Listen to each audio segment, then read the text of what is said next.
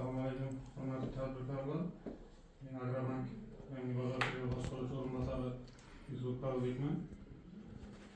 Mana bugun har oyda 3 marta bizlar uchrashuv belgilangan. Shundan bugun ya'ni sizlar bilan 17-dekabrdan navbatdagi uchrashuvimiz qilib turibmiz.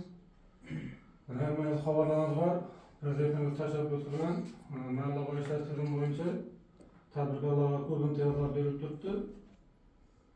Hurmatli Prezidentimiz mahalla boyishlash tizimi bo'yicha shu yangi bozor filialimizda jami 9 ta mahalla biriktirilgan. Shu 9 ta mahallaga 9 ta mahalla agenti, 2 dona mahalla banki biriktirilgan.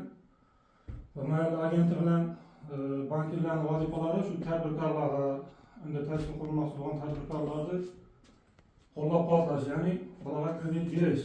Shu kredit berish orqali o'zimizni band qildirib, shu doimiy ish o'rni bilan bandlashdan iborat. Endi bizlarda shu kredit mahsulotlarimiz bor. Bu kredit mahsulotlarimiz tanishtirgan bo'lsam 312-sonli Prezidentimiz qarori bor. Bu qaror asosan 100 million so'mgacha garovsiz, 300 million so'mgacha garov bilan beriladi 300 million so'mgacha. Unda keyingi mahsulotimizni tanishtirgan bo'lsam, mahalla loyihasi krediti bor. Mahalla loyihasi krediti bu 60 oy, ya'ni 5 yil muddatga 24 oy imtiyoz davri bilan ayollarimizga 23%dan, erkaklarimizga 25%dan beriladi. Keyingi mahsulotimiz biznesga bo'lmas krediti. Bu kreditimiz 17 million so'mgacha 4 yil muddatga 6 oy imtiyoz davri bilan bizam shu ayollarimizga 23%dan, erkaklarimizga 25%dan beriladi. Keyin bundan tashqari yana kredit mahsulotlarimiz bor. Ular shu 30%dan ta anaqana davom etaveradi. Endi kimda qanday savollar bor, tushunmovchilik bo'lsa, o'zdan qiziqtirgan savollar bo'lsa, marhamat berishingiz mumkin. Bormi savollar?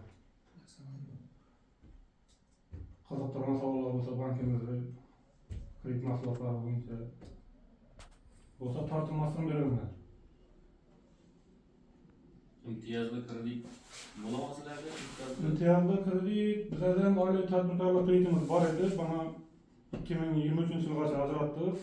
2024-yildan Prezidentimiz qaroriga asosan faqat mikrokredit bank bilan Xalqbank berib turibdi hozircha. Endi balkim toza yildan biz ham berishimiz mumkin, ochiq bo'lmaydi. O'zgarish bo'lsa yana berishimiz mumkin. Bu masalasi yo'q. 17% kredit yo'q hozir. 17% degan hozircha yo'q. 18%dan meniki bor. Olaman desangiz 312 sonli qaror. 100 million deganmi? Ha, 100 million so'mgacha. Garovsiz beriladi. 300 million so'mgacha garov bilan beriladi kreditlarimiz bor. Yana kimda savollar bor? Boshqa yo'q bo'lsa rahmat. Vaqtingizni oldim. Sağ olun.